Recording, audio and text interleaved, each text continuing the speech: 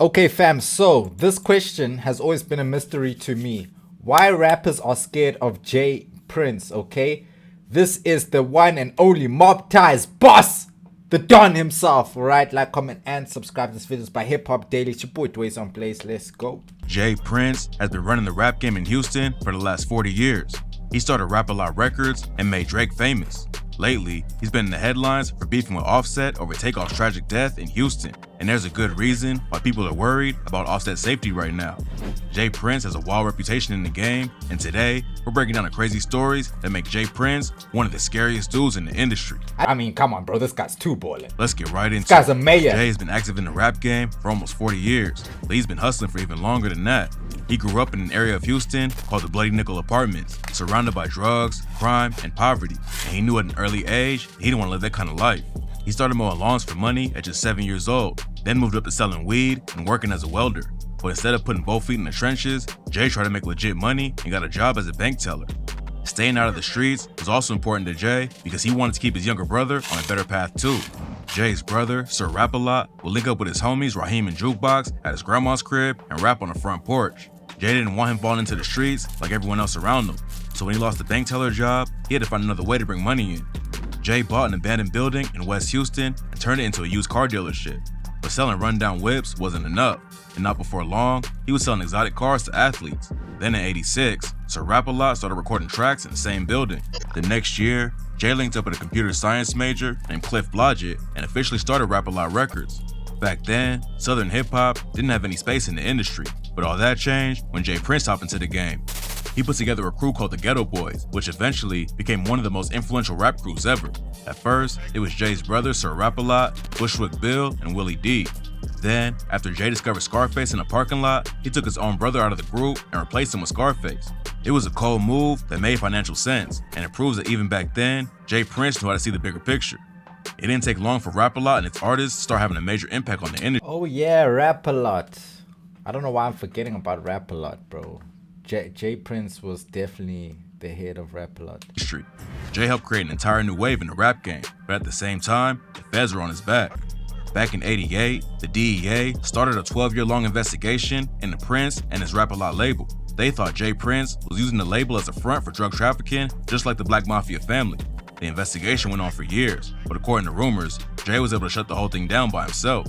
In 2000, Scarface dropped his Last of a Dying Breed record on Rap-A-Lot and took shots at the DEA. Damn, I didn't even know Scarface was on Rap-A-Lot. That's crazy. I bet it makes sense now, Houston. That same year, Attorney General Janet Reno scrapped the investigation after Jay allegedly gave $200K to Al Gore's presidential campaign. A California representative also helped J Prince out when she told Janet Reno that Jay and everyone around him were worried about police harassment and excessive force. The DEA dropped the case, but an agent named Ernest Howard testified that he ended it because he was worried about agents' lives. It's not clear exactly what went down behind the scenes, but J Prince went toe-to-toe with the DEA and actually won. Taking on the government is wild, but this next story proves that J Prince had total control in the streets too. Back in the day, Pimp C from UGK and Master P from No Limit Records got into some sort of beef over money. And after Pimp C dissed Master P on stage, Master P and some goons allegedly kidnapped him and beat him up with pistols. Master P was allegedly about to pull the trigger and take out Pimp C. But first, he called J Prince for the green light.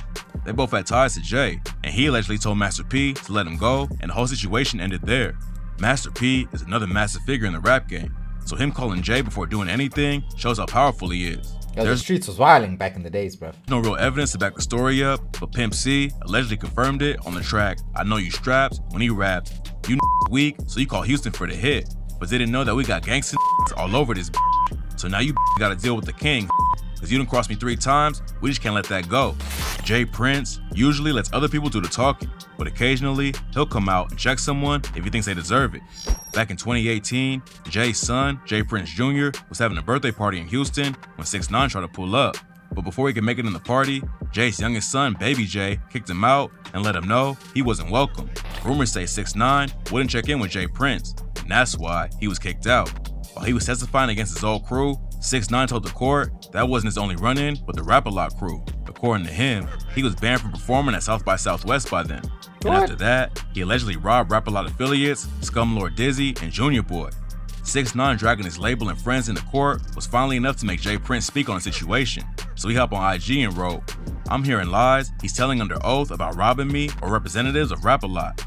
Let me just make myself clear. If him or any of those clowns were to try to rob me or anyone from the Rap-A-Lot family, bad news would have beat them home.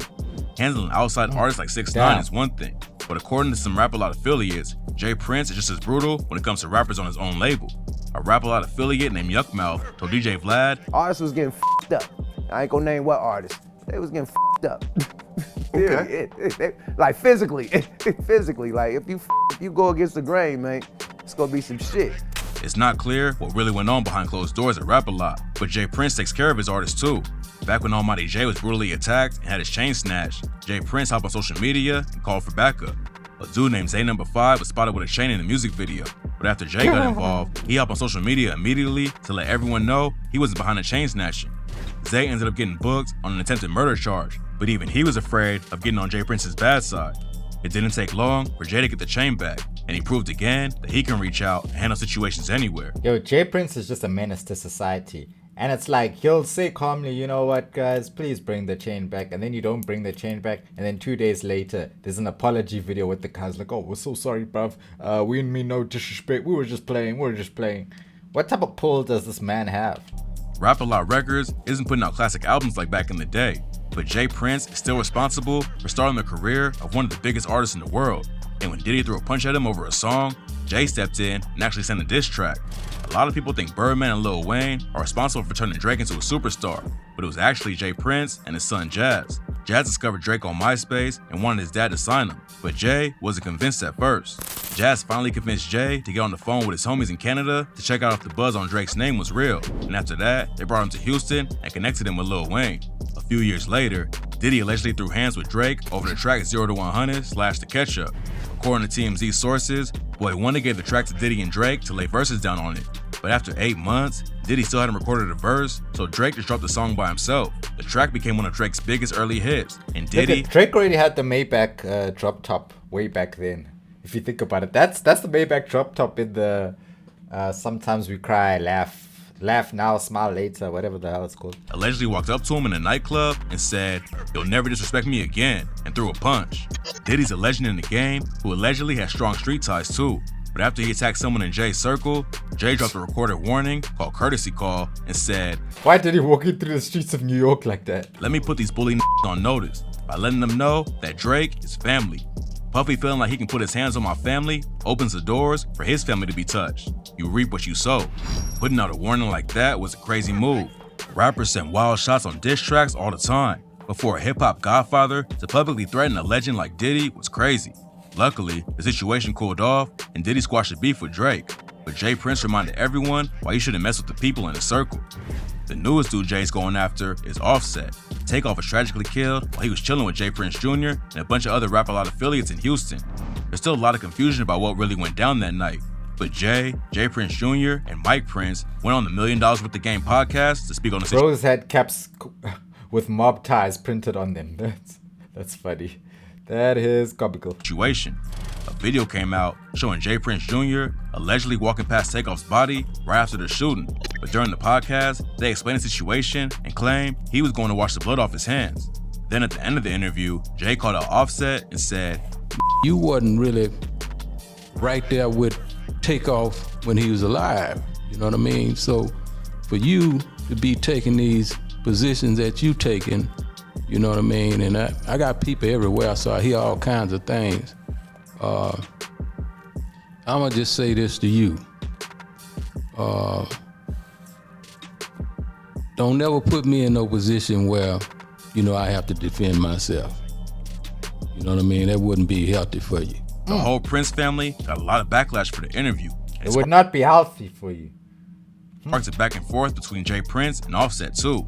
Offset clapped back on IG, then Jay made a wild video where he claimed he stepped in to help Offset after Lil Baby's 4PF crew jumped him in 2020. Jay also claimed that he kept Cardi B safe when she allegedly had some Crips in LA trying to get at her for using the word flu instead of blue on a post. I just don't understand, what is it with Jay Prince? Why is he so powerful? Why is he so feared, bro? Like, his fear might run deeper than Diddy's, than the fear people have for Diddy. Cardi B, Offset, and Wack 100 called cap on Jay's side of the story, but it's not clear who's really telling the truth. There was some crazy rumors flying that Jay Prince actually got arrested for threatening Offset, and that Offset was in protective custody. Everyone in the rap game was shocked by the wild headlines, but it looks like it was all made up for clicks. Offset commented on it and said, "What the is this cap ass shit?" Then Jay posted a video of himself chilling in his yard, which proved that the whole thing was fake. Losing Takeoff was tragic enough, so hopefully Jay Prince and Offset can squash whatever they got going on before someone else gets hurt. Jay Prince is a scary dude in hip-hop, and it's not just his street ties that makes rappers afraid of him. The mob ties. Besides allegedly running the entire rap game in Houston, Jay Prince has money coming in from every direction. He was Floyd Mayweather Jr.'s first boxing manager and has managed all kinds of champion fighters. He owns a massive cattle farm, started his own condom company, and even bought a private island. A lot of the stories about Jay Prince don't have concrete evidence to back him up, but there's a good reason why his name has had so much respect and power behind it for the last 40 years. You don't get to that level without earning it, and so most rappers know better than to cross him and his Rap-A-Lot crew.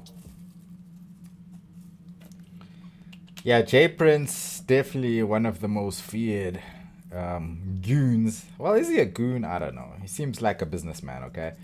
But hey, man, it's mob ties. Sounds like some mafia mob shit. You know what I'm saying? Going on with Jay Prince and his people, Baby J and Jay Prince, Jazz Prince, and all the Jay Princes that he has in his family. So yeah, man. At the end of the day, bruv, hey, I guess when you earn that power, when you earn that respect, I guess that's where the fear comes along with it.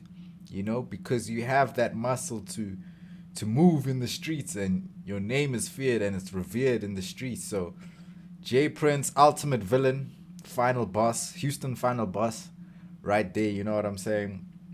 Have been instrumental in hip hop. I don't know why I forgot that Jay Prince was heavily involved in the success of Rap-A-Lot. But Rap-A-Lot is some time ago, bruv. It's some time ago, even today. But yeah, I respect what he's done in the game.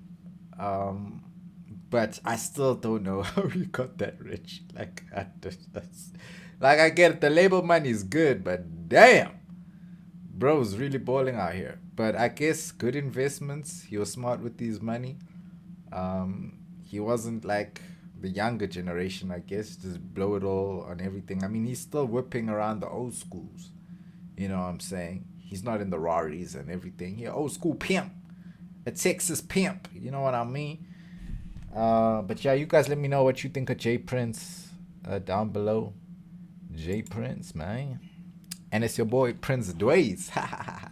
Yeah. Like, comment, and subscribe. I'll catch you in the next one. Shout out to Hip Hop Daily. You know what I'm saying? We're getting bread. We're getting paper. We're getting to the bag. Yeah.